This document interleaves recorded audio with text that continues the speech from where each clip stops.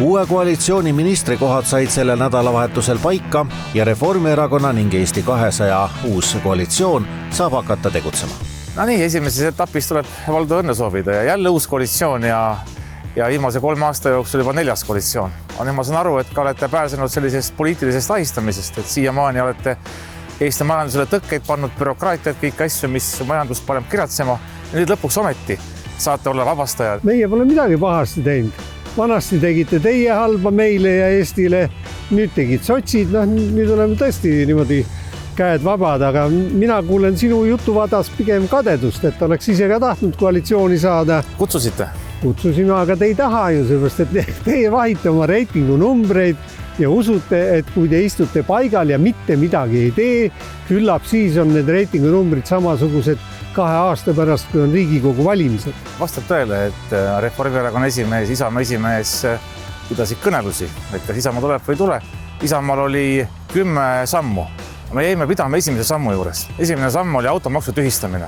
Reformierakond ütles kindel ei. Mis puutub igast telefonikõnedesse, siis need on ju tänapäeval moodsad, näed.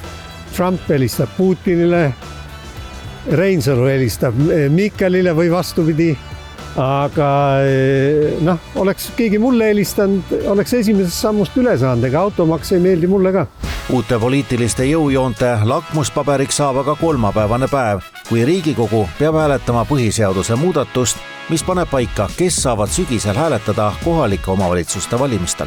Hetkel on siis sotsiaaldemokraadid need, kes panevad käsipidurit niimoodi, et kärsaisu on tunda. 3 päeva on aega. Kas on lootust, et me saame sotsiaaldemokraatide, kus on siis põhinõustaja Marju Lauristin, et saame selle käsipiiduri maha võtta ja leiame sellise koosmeele, sest väga narr on, kui me oleme aasta-poolteist tegelenud sellega ja kuhugi ei jõua. No aga siin on ju tegelikult on võti ju suuresti sinu käes ja sinu endise elukaaslase Jüri Ratase käes. Rääkige ära need keskerakondlased, kes läksid sotside hulka, Tanel Kiik, kes seal veel oli, Andre Hanimägi ja nii edasi.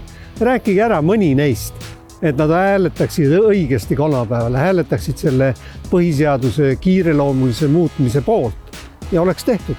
Meil on paari häält ainult vaja sotside hulgast. Mina pigem loodan siis täna veel sotside esimehe Lauri Läänemetsa peale, et tal ikka nii palju riigimehe vaimu on, et ta suurest kättemaksutuhinast Reformierakonna vastu ei vajuta punast luppuvat, saab aru, et kui põhiseadust minnakse muutma nii tõsimeeli, siis tuleb ka see tegelikult ära muuta. Nii et kolmapäeval on, ma arvan, et viimase 25 aasta üks tähtsamaid poliitilisi valikuid. Ära nüüd Karilaid ainult istu ja looda millelegi, tegutse.